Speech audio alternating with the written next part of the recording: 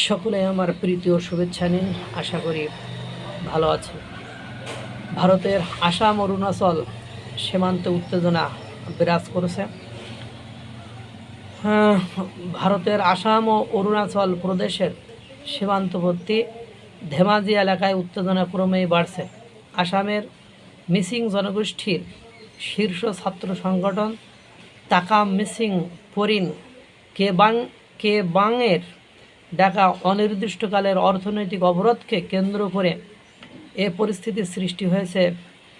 বুধবার আসামের 11 জন আদিবাসী গুলিতে আহত হওয়ার প্রতিবাদে অরুণাচল প্রদেশের বিরুদ্ধে অর্থনৈতিক অবরোধ শুরু করে সংগঠনটি। কর্মসূচিতে স্থানীয় আরও কয়েকটি সংগঠনও সমর্থন দিয়েছে। বৃহস্পতিবার সকালে আসামের ধেমাজির লেকাবালি প্রবেশপথে অবরোধ চলাকালে বিক্ষোভকারীদের লক্ষ্য করে পাথর ছোড়ার ঘটনা ঘটে। এরপর দুই পক্ষের মধ্যে সংঘর্ষ শুরু হলে পরিস্থিতি নিয়ন্ত্রণে পুলিশকে শূন্য গুলি ছুটতে হয়।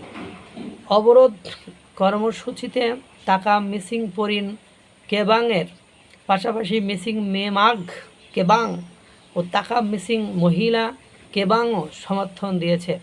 জরুরি সেবা ও স্কুল পরিবহন ছাড়া অরুণাচল প্রদেশে যাতায়াতকারী যানবাহন আটকে দেওয়া হয়েছে।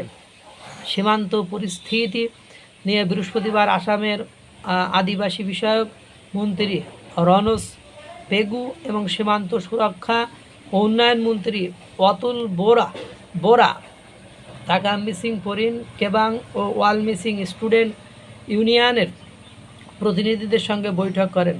রনজ পেগু জানান, সীমান্তবর্তী ধেমাজির মিংমাং এলাকায় গুলির ঘটনায় আসামের কয়েকজন আহত হওয়ার বিষয়টি অরুণাচল প্রদেশ সরকারের সঙ্গে আলোচনায় তোলা হবে। তিনি বলেন, ঘটনাটি আসামে ঘটলেও গুলি চালানোর ঘটনায় অভিযুক্ত ব্যক্তি অরুণাচল প্রদেশের বাসিন্দা।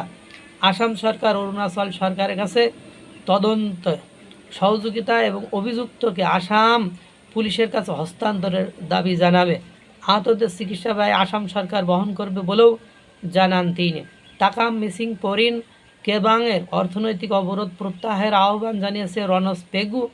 দুই রাজ্য সরকার আলোচনার মাধ্যমে সীমান্ত সমস্যা সমাধান করবে এবং ক্ষতিগ্রস্তদের ন্যায় বিচার নিশ্চিত করতে একসঙ্গে কাজ করবে বলে জানান তিনি। অন্যদিকে অতুল বোরা সীমান্তবর্তী এলাকায় বসবাসকারী মিসিং জনগোষ্ঠীর নিরাপত্তা নিয়ে সংগঠনগুলোর উদ্বেগের কথা শোনেন। ভবিষ্যতে এ ধরনের সংঘাত ঠেকাতে কার্যকর পদক্ষেপ নেওয়ার দাবি জানিয়েছে সংগঠনগুলো।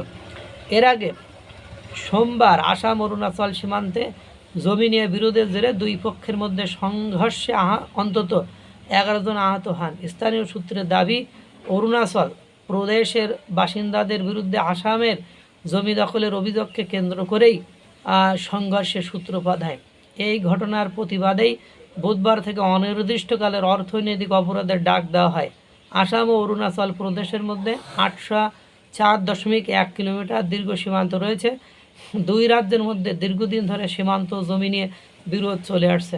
আসামের মুখ্যমন্ত্রী হেমন্ত বিশ্ব শর্মা দুই রাজ্যের মধ্যে চলমান সীমান্ত বিরোধ আলোচনার মাধ্যমে সমাধানের আহ্বান জানিয়েছেন। মুখ্যমন্ত্রীর দেওয়া তথ্য অনুযায়ী দুই রাজ্যের সীমান্তে শুরুতে বিরোধপূর্ণ বা সংঘাতপ্রবণ 123টি এলাকা চিহ্নিত করা হয়েছিল। এর মধ্যে 71টি এলাকার বিরোধ ইতিমধ্যেই নিষ্পত্তি হয়েছে। বাকি 52টি এলাকা নিয়ে এখনও আলোচনা চলছে। কোনো ব্যাপার না, নিজেদের মধ্যে সংঘর্ষ।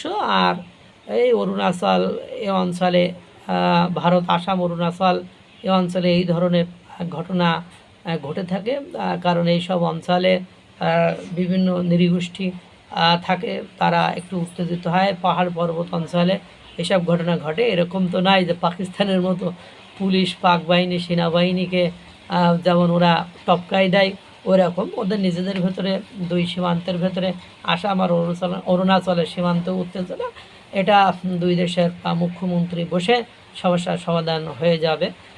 মহান সৃষ্টিকর্তা সকলকে ভালো রাখুক, সুস্থ রাখুক।